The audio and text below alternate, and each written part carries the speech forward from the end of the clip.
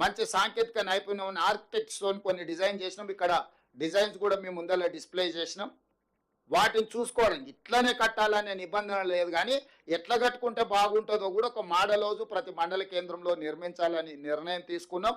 నిరుపేదలకు ఎవరైనా మండల కేంద్రానికి వచ్చినప్పుడు ఆ మోడల్ హౌస్ను చూసుకొని పోయే విధంగా ఏర్పాటు చేస్తాం.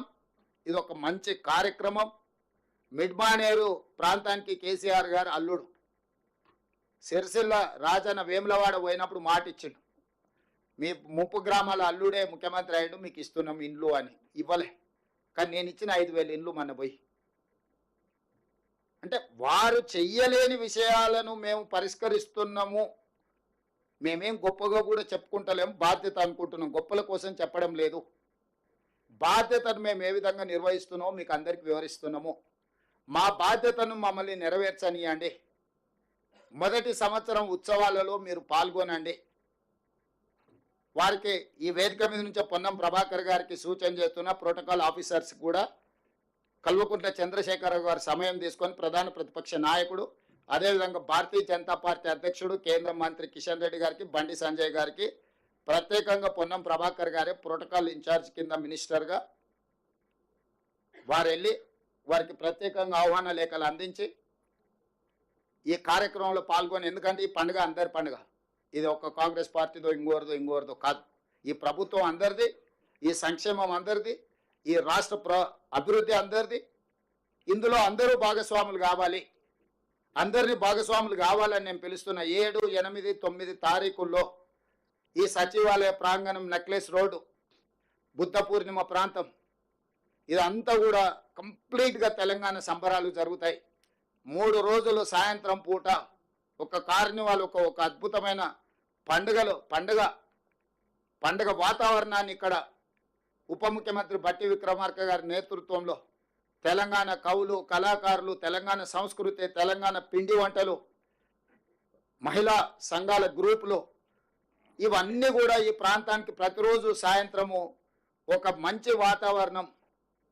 ఒక వనభోజనాలకు వెళ్ళినప్పుడు మనం ఎట్లాంటి వాతావరణం ఉంటుందో, ఒక బోనాల పండుగ, బతుకమ్మ పండుగ చేసుకున్నప్పుడు ఎట్లుంటుందో, దసరా పండుగకు జమ్మికి వెళ్తే ఏ విధంగా మన అందరం కలుసుకుంటామో అట్లాంటి వాతావరణం హైదరాబాదు నగరం నడిబొడ్డున సచివాలయం ముందల నెక్లెస్ రోడ్లో 7, 8, 9 అద్భుతమైన సాంస్కృతిక సాంప్రదాయబద్ధమైన కార్యక్రమాలు సాయంత్రం పూట ఉంటాయి. అందరూ ఆహ్వానితులే. తెలంగాణ వాళ్ళే కాదు, ఇతర రాష్ట్రాలు, ఇతర దేశాల వాళ్ళు కూడా మన సంస్కృతిని, సాంప్రదాయాలను, మన పిండి వంటల రుచులను చూడడానికి ఇక్కడికి రావచ్చు. ఒక గణేష్ నిమజ్జనం జరిగినప్పుడు ఇక్కడ ఎట్లాంటి వాతావరణం ఉంటుందో అట్లాంటి వాతావరణం ట్యాంక్ బండ్ మీద ఉండాలి అని, మనందరం కలిసి పండుగ చేసుకోవాలని, ఈ పండుగ అందరిది, పండుగలో అందరూ పాల్గొనాలి, ఇంక్లూడింగ్ మీడియా మిత్రులు కూడా. మీరు కూడా మీ కుటుంబాలతో వచ్చి సాయంత్రం పూట కొంత సమయం కుటుంబానికి ఇవ్వండి.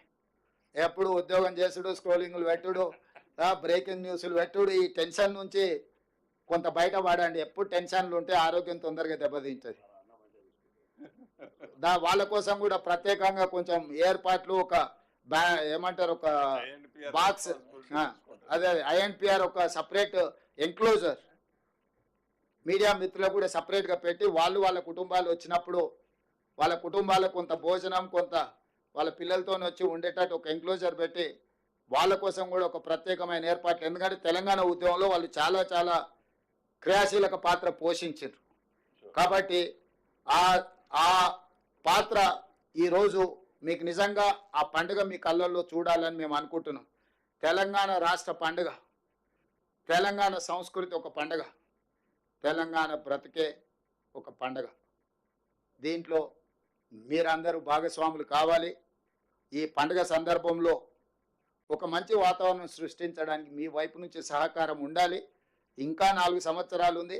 ఏమైనా విషయాలు ఉంటే చర్చించుకుందాం. 9 తారీఖు తర్వాత అసెంబ్లీ ఉంటుంది. అసెంబ్లీలో కూడా చర్చలు చేసుకుందాం, సమస్యలను పరిష్కరించుకుందాం.